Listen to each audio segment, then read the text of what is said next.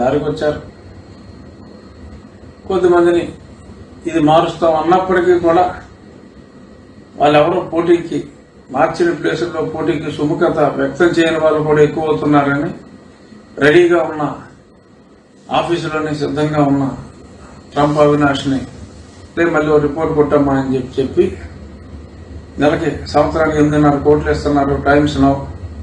వాళ్ళే ఉంది ఈ ట్రంప్ అవినాష్ గారి భార్య, ఆవిడకు సర్వే కంపెనీ ఉంది. అమ్మ ట్రంప్ కుట్టమ్మ ఒక సర్వే.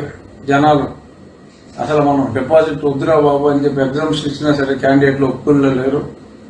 అంచేత ఓ సర్వే కొట్టని చెప్పినట్టుగా ఉంది. ఇమీడియట్ గా వాళ్ళ సాక్షిలో ఫ్రంట్ పేజీలో సర్వే కొట్టారు. ఎలా అయితే 175 అన్నారో అలాగే 25కి 24 to 25 అంటే కనీసం ఒక 24, 25 కూడా వచ్చేయచ్చు అనే విధంగా వాళ్ళు ట్రంప్ అవినాష్ శ్రీమతి సర్వే ఒకటి శ్రీమతి భారతి గారి పర్యవేక్షణలో నడిచే సాక్షి దినపత్రికలో ప్రచురించుకోవడం జరిగింది. జనం నవ్వుతున్నారు ఆ సర్వే చూసి.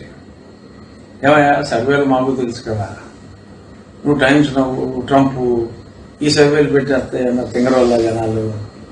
మేము చేసామమ్మా సర్వే, నీకు వచ్చేది అది కాస్త కొస్తో మార్పు వస్తే మీలో 3 ఎంపీ స్థానాలు వస్తాయి. 3 అది కూడా ప్రస్తుతం మీకు కాస్త కొస్త ఎడ్జ్ ఉన్నది.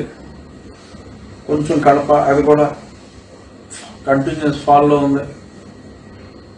రాజంపేట పెద్దగా ఏమీ లేదు. ప్రస్తుతానికి అరకు అంతే. ప్రస్తుతానికి అవి కూడా పోయినా పోవచ్చు. కడప రాజంపేట అరకు స్లైట్ ఎడ్జ్ ఉంది. మిగిలింది విత్ హ్యూజ్ గ్యాప్ కొట్టేస్తారు.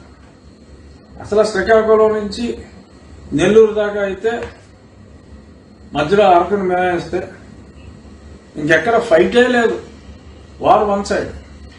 సో అంత స్పష్టంగా సర్వేలు మా దగ్గర ఉన్నాయమ్మా, చాలా సైంటిఫిక్ గా చేసావమ్మా. ఈ మీ సొంత సర్వేలు అసలు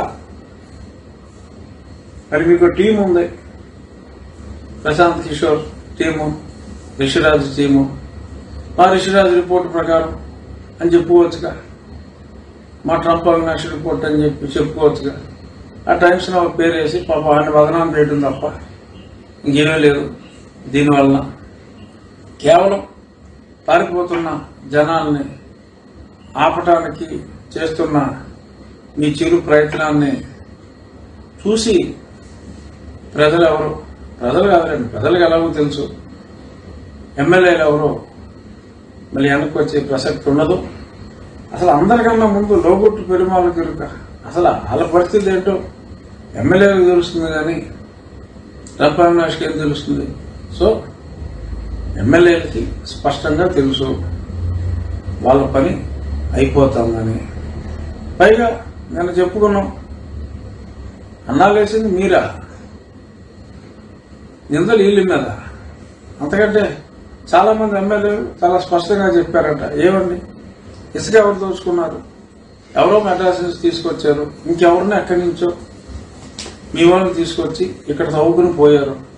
చెడ్డ మాకు, సొమ్ము మీకు.